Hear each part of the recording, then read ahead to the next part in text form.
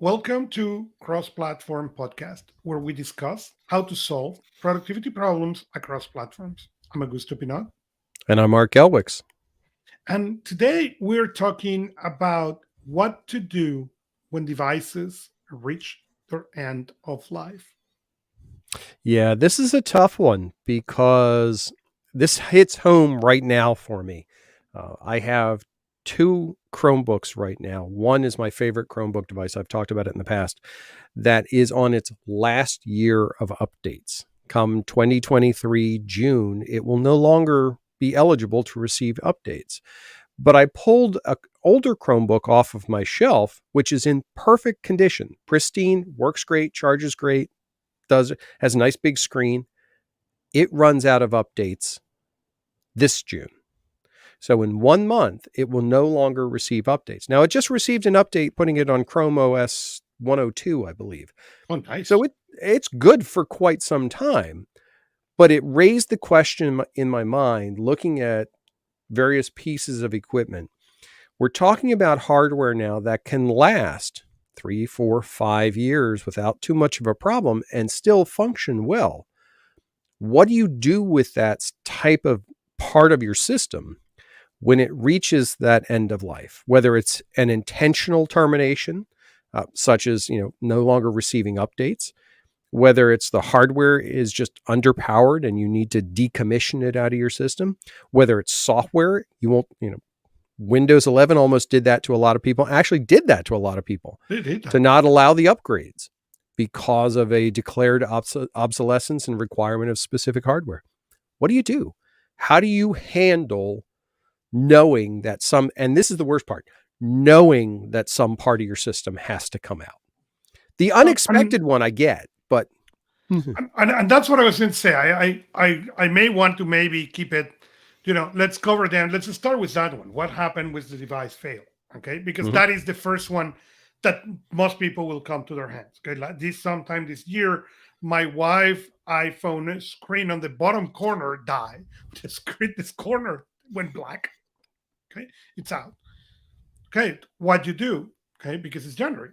It was January, February. I don't remember right now. Okay, but then okay, did you update to the latest phone? Did you update to you wait? In this case, was not an Mhm. option, obviously. Okay, so what you do? Okay, do we wait? So what you do? Did you replace for the same device? Is the device old enough? Was having any issues? And it was a challenging decision, okay, because she used her phone a lot. And what you do, okay, for me, the phone may be easier. I don't use it that much. So the iPad mini will be more critical piece for me to replace than the phone. But what you do with those physical failures, and will you look for the same device you had, or you now force the process of upgrade? Well, and the phone's a great example of it too, because for me, I'm on that far end of the scale. Everything goes through my phone at some Mhm. point in time. I mean, I will do and work on everything in there. And what has complicated that is now the phones last longer. I have a flagship that I can easily get another year out of, and I've gotten 2 years out of it already. And it still works great. If it dies and has to be replaced, it doesn't make sense for me to do a like to like replacement. It doesn't make sense for me to get the same model because it's now two models behind. So planning for that has a couple of problems. One, I'm going to have a physical hardware upgrade regardless, whether it's forced or chosen. But secondarily, there's so much stuff on there and there's so much stuff I do with it. Migrating over to another device is complicated. Now, luckily with phones, most of the time there's functionality available in the operating systems to do a device to device migration if the original device is still functioning. Right. And let's assume that it is at least operational. It may not be in pristine condition, Mhm. but at least it's operational. That type of a migration path, yeah, you can manage that. It's the unexpected one. Let's take the situation where it's not that the phone is broken, but the phone is lost. It's gone, disappeared, fell off the world. Okay, now what do you do? Because unless it's backed up, unless you've worked with some sort of a cloud configuration so you know that the contents can be reproduced, the odds are pretty good you're going to lose some stuff.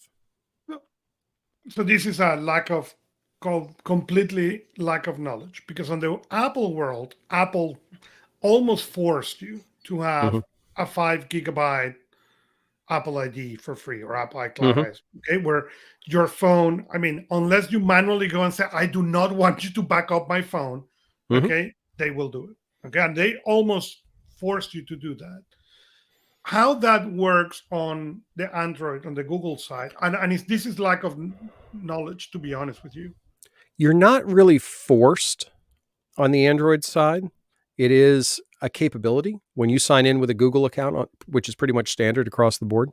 Um, a lot of the settings can be configured to be backed up, but it's an option. You can turn it off, or you can say, Yeah, no, the same with I'm Apple. going to have it fully But on. you need to consciously go and say, I don't want you to back up. I don't want you to look at my Right. picture. I don't want you to. That said, though, I can guarantee not everything is backed up. It's not a full image of the device. True. And because it's partially because of how Android applications are developed, their storage may be in different places. Let's take for a perfect example, I may have an application that I'm storing information to the micro SD drive, which happens to be in it. Well, that's great, but unless the application is also duplicating that micro SD content to the cloud, that's going to be lost. So the I didn't flexibility, thought about that. Yeah. yeah, the flexibility that Android gives you comes with a price tag, and that price tag is the convenience of a restoration should things go off the rails. Now, it also depends on the manufacturer, because a lot of the manufacturers also do their own backups. For example, I have a Samsung. I have the Samsung Cloud service as well. It's backing up the phone the same way Google does, but I know it's backing up the Samsung specific information as well as the other ones. But there's other pieces on Android that honestly, I'm not 100% sure how it's going to function if it has to be restored.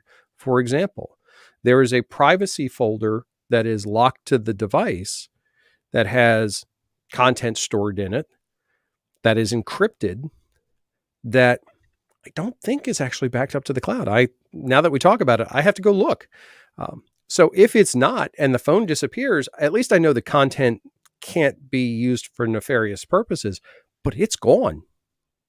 So I have to decide, how is that piece going to work into it? And when we've talked about numerous times your technology cards.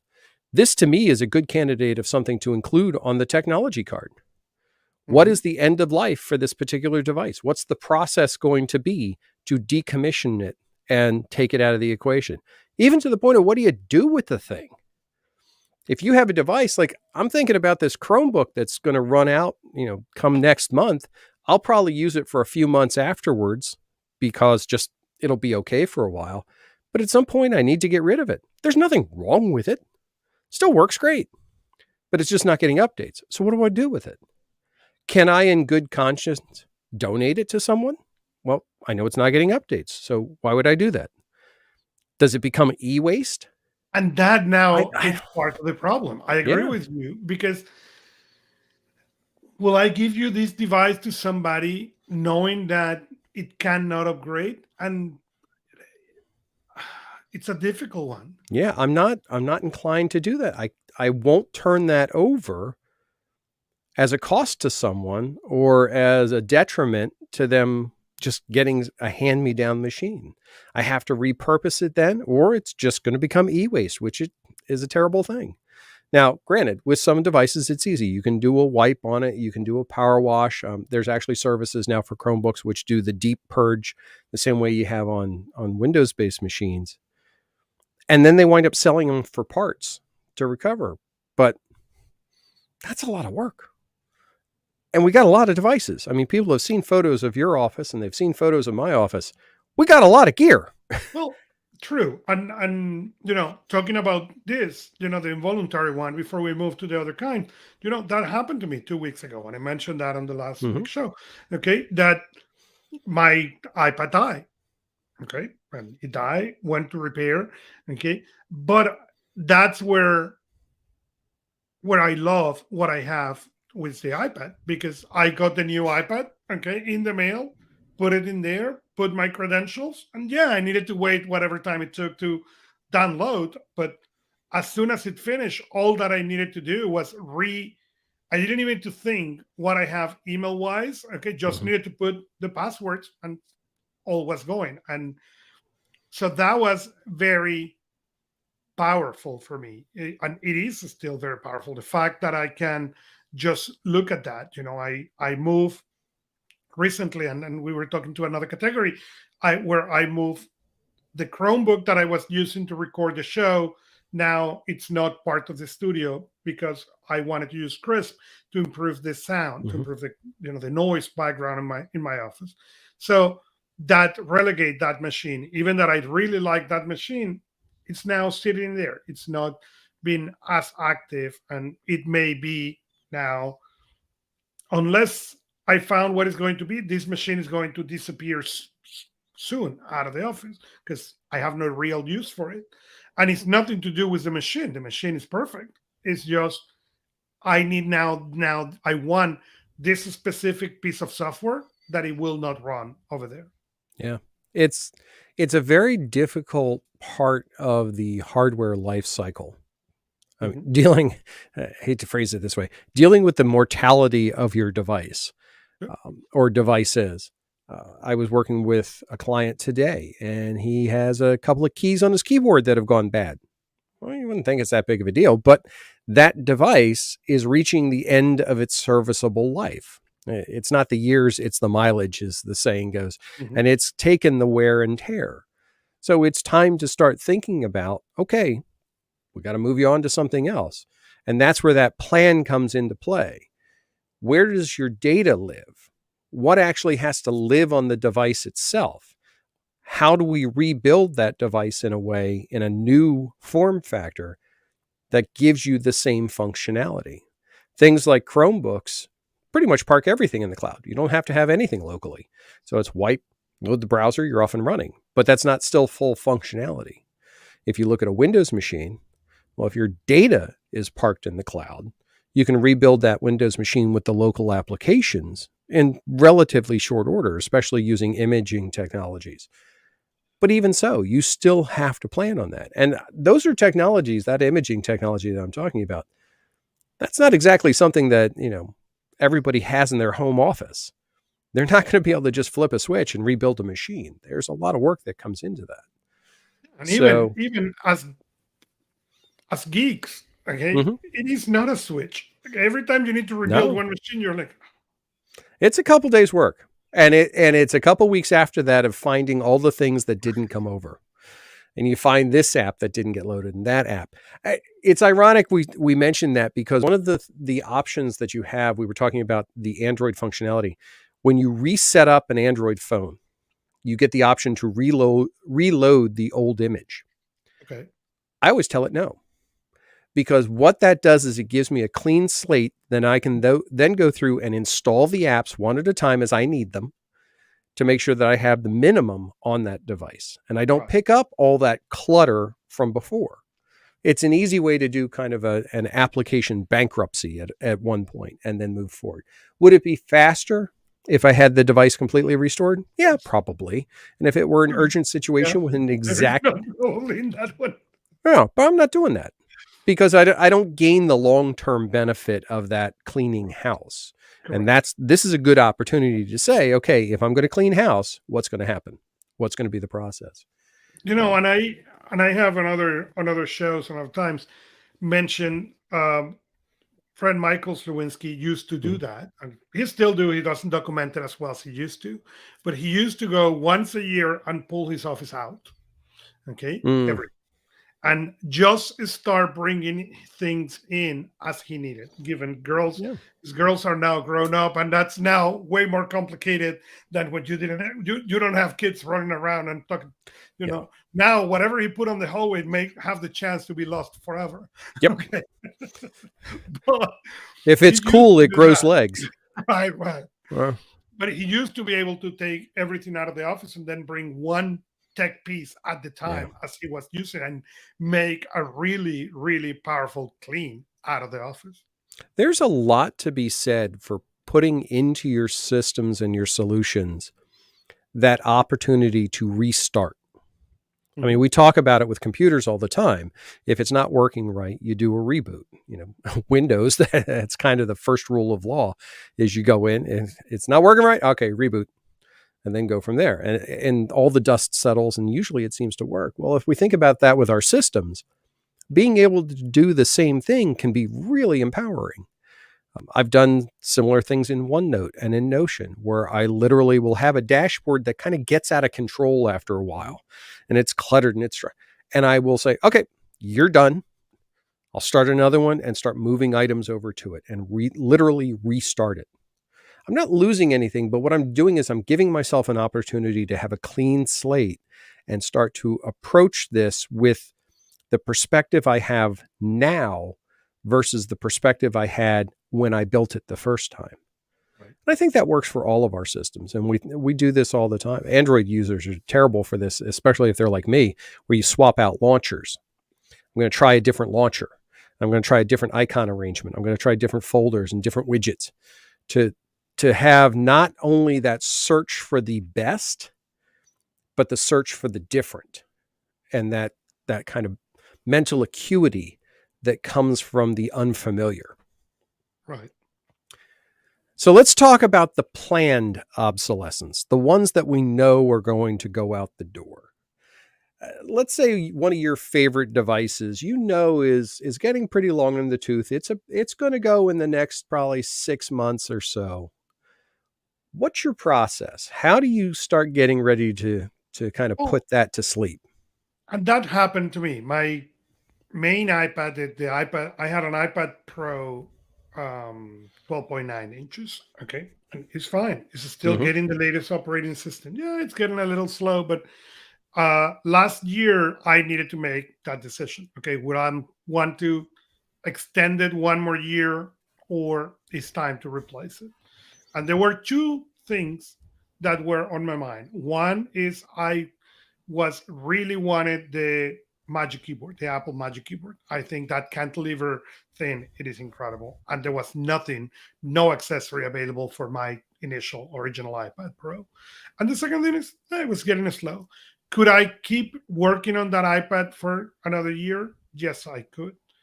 I don't regret the decision. Okay, that machine had already, I don't know, 6 or 7 years. So Mm-hmm. it was in my book completely paid off. But it was not necessarily an easy decision. Okay, it requires it was the hardware, it was changing the accessories. So I budget for that, and I decide at the time that the only reason to upgrade was if Apple release an M1 iPad. Okay, if they come with Okay. whatever other chipset, it was worth it to wait one more year to wait for them to introduce the M series into the iPad. Okay. Why? Uh, because what we have seen, the M chipset, it's ridiculously powerful, and that means the next device is going to last me also 5 to 7 years. So that was one of my criterias: is how long will the next device will last me. Okay.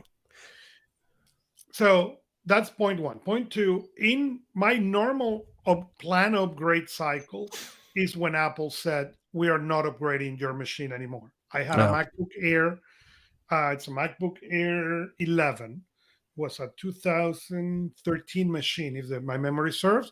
Okay, and the only reason that machine was upgrade was because Apple said we are not upgrading that machine anymore. That machine is now vintage. Okay, well, then I upgrade because for work I want to have the last operating system. mm-hmm.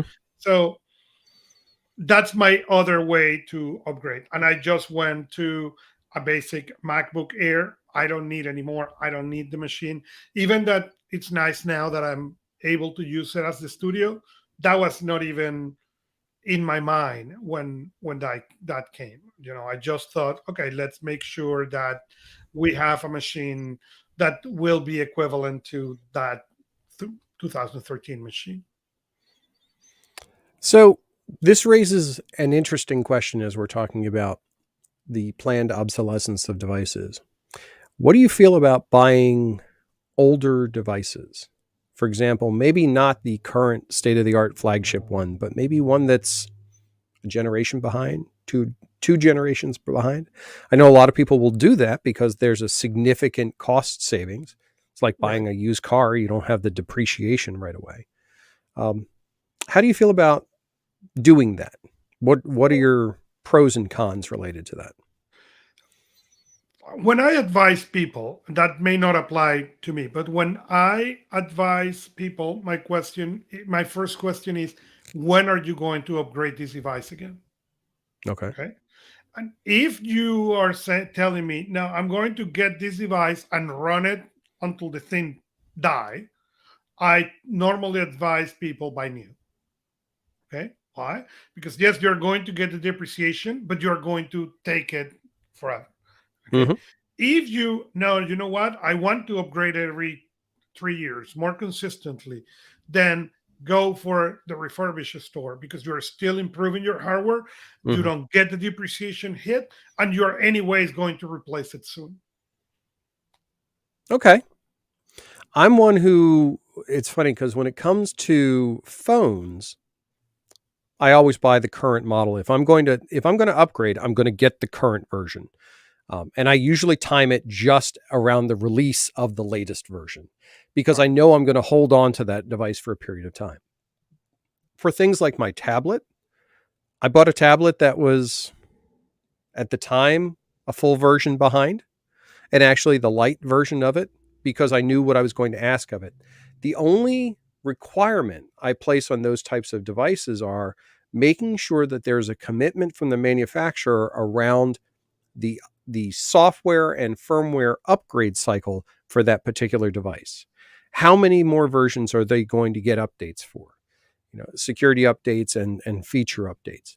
If they're committing to another year or 2 years, then to me, then you're looking at a reasonable 2 to 3 years worth of life on that device. Then it's worth it. Then I can see making that purchase.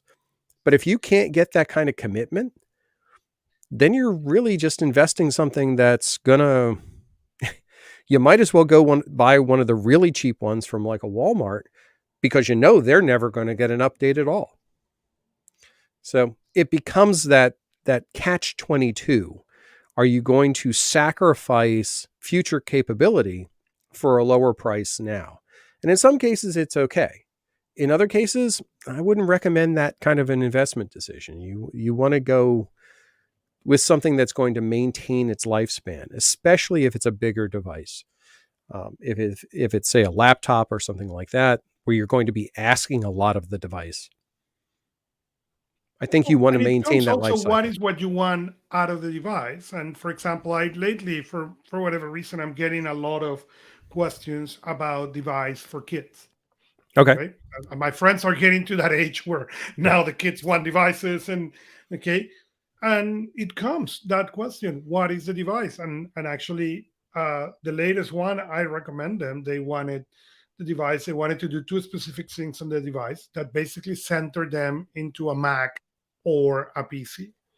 Okay. Okay. And in this particular case, one of the kids, you can give them a crystal Mac, okay, Mm-hmm. and this kit will, improve somehow the aesthetics of this thing, okay, because it's that kind of kit.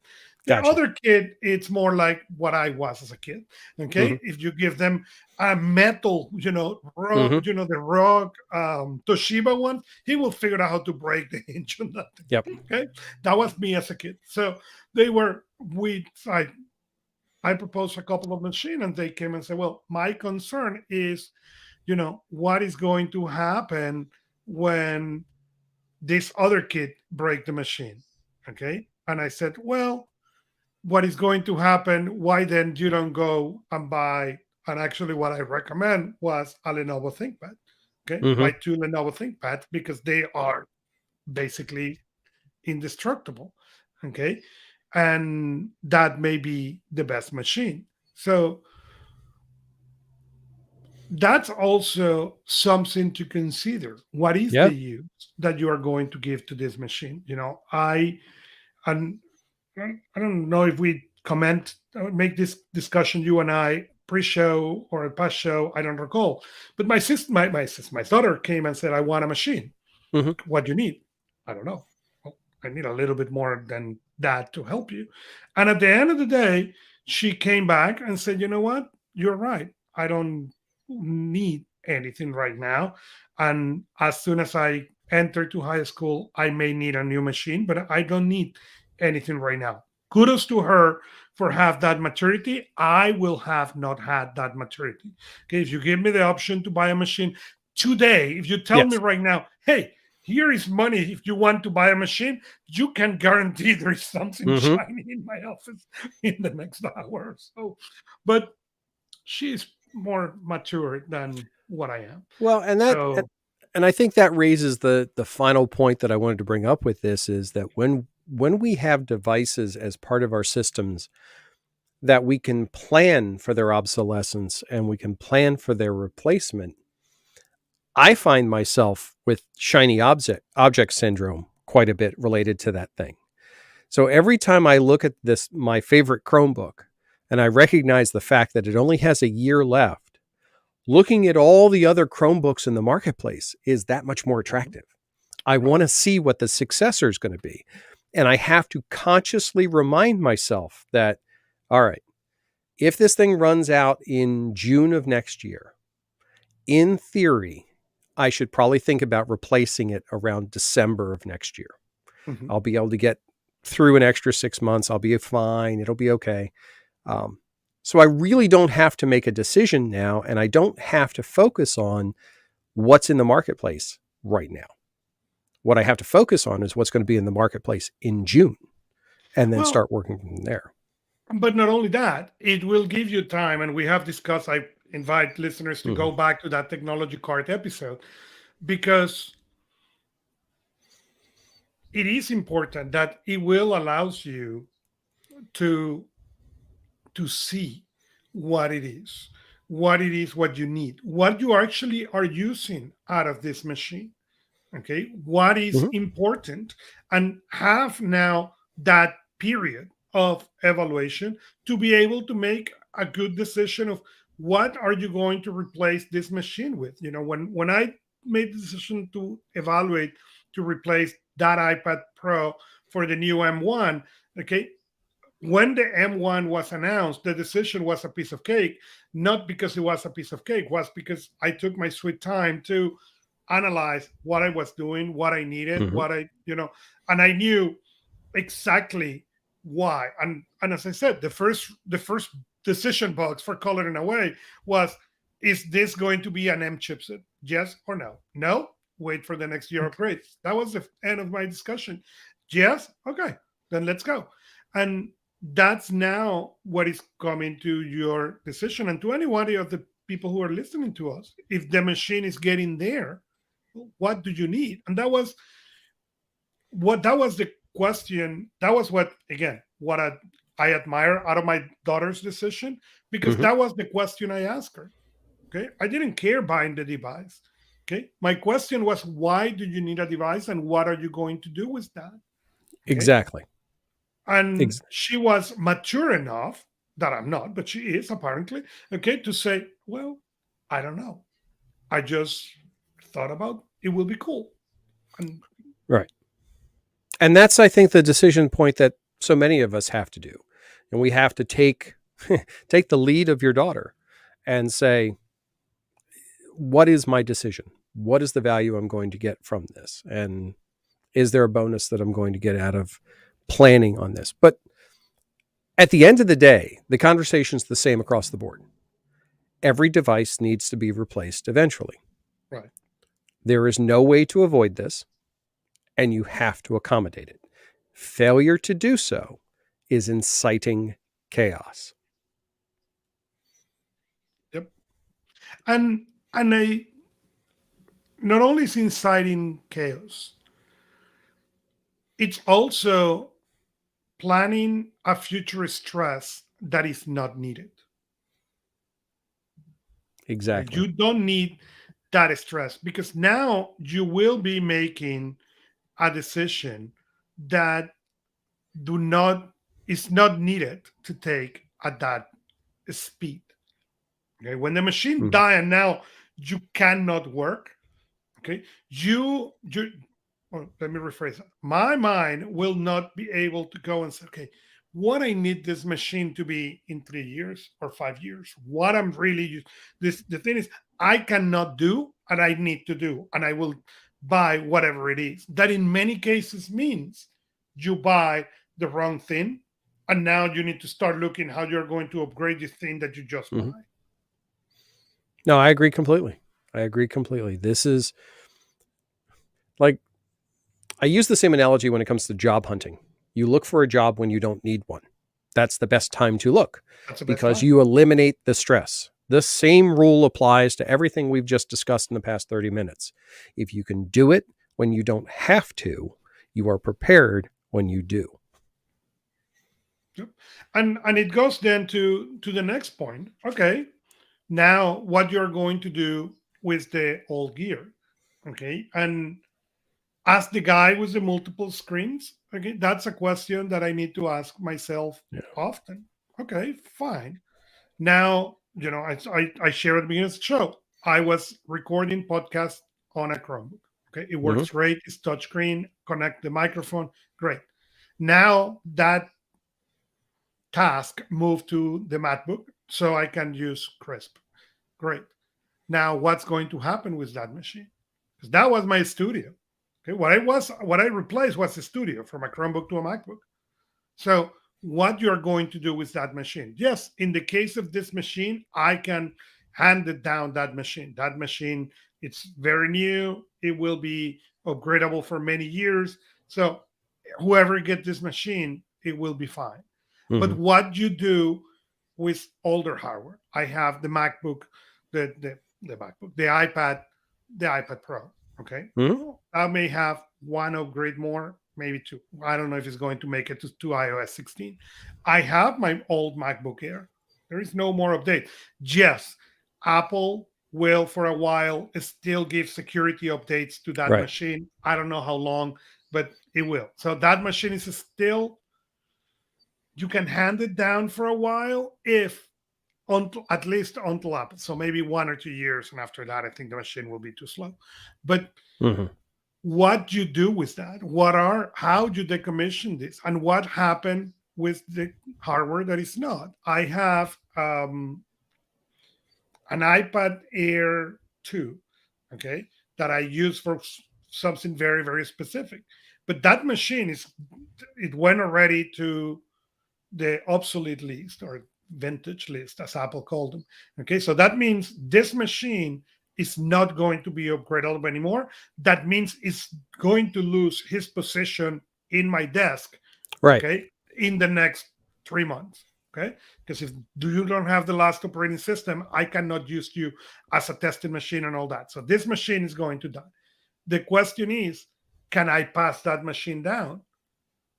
Mm-hmm. Yes, again, Apple will continue upgrading iOS 15. This machine, iOS 15, it will keep upgrading for maybe so security updates for a couple more years.